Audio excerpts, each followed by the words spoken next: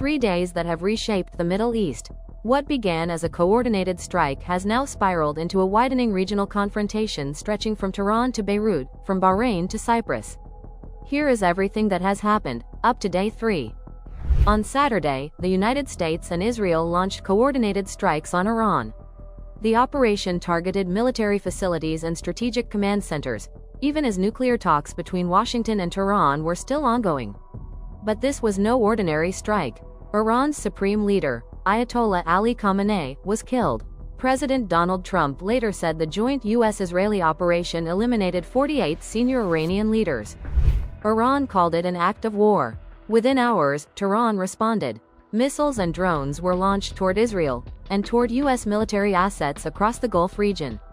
Bahrain, Saudi Arabia, Qatar, the United Arab Emirates, Iraq, air defense systems lit up the night sky. Airspace across parts of the Gulf was shut down. Oil prices surged. The conflict had already moved beyond Iran's borders. On Sunday, the escalation deepened. The United States confirmed its first casualties. 3 American service members were killed during operations against Iran. In a video message, President Trump vowed retaliation, warning that combat operations would continue until all objectives are achieved. But America will avenge their deaths and deliver the most punishing blow to the terrorists who have waged war against, basically, civilization. Inside Iran, casualties mounted. Iran's Mehr news agency reported more than 20 people killed in an attack on Niloufar Square in Tehran. 2 more were killed in Sanandaj following what Iranian media described as an enemy attack. The war was now exacting a toll on both sides. Last night, all over Iran, the voices of the Iranian people could be heard cheering and celebrating in the streets when his death was announced. By Monday, day 3, the conflict had spread across the Gulf. Explosions were heard in Abu Dhabi. Blasts were reported in Doha. Qatar initially deployed Patriot missile defense systems, and later scrambled fighter jets to intercept incoming drones over Gulf waters. Kuwait's army said it intercepted hostile aerial targets at dawn. But the situation intensified. An F-15 fighter jet crashed in Kuwait. At least 1 pilot ejected before impact. Smoke was seen near the U.S. Embassy in Kuwait. Debris fell near the Mina Al Ahmadi refinery, injuring 2 workers. In Bahrain, Iran targeted a maritime facility near Mina Salman port. Intercepted missile debris caused a fire aboard a foreign vessel in the Salman industrial zone. Air raid alerts were activated. Residents were urged to seek shelter.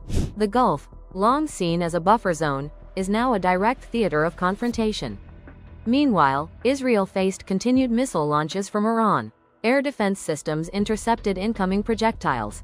In Lebanon, Israeli air raids struck southern suburbs of Beirut and areas in the country's south after Hezbollah launched attacks on northern Israel. Dozens were killed and wounded. A northern front has now opened. In Syria, debris from an Iranian missile injured a man and his 3 daughters near Damascus. In Jordan, sirens blared in the coastal city of Aqaba amid reports of aerial activity and falling debris. The conflict is no longer contained.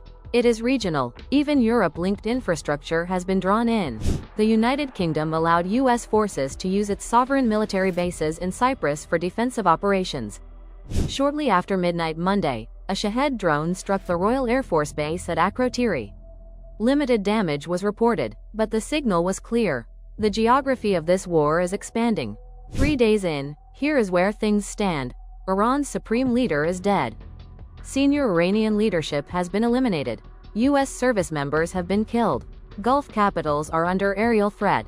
Israel and Hezbollah are exchanging fire. A fighter jet has crashed. Oil markets are volatile. Airspace closures continue. And President Trump has made it clear, operations will continue. The next phase depends on one question. Does this plateau into deterrence, or escalate into full-scale regional war? 3 days down, the clock is still ticking.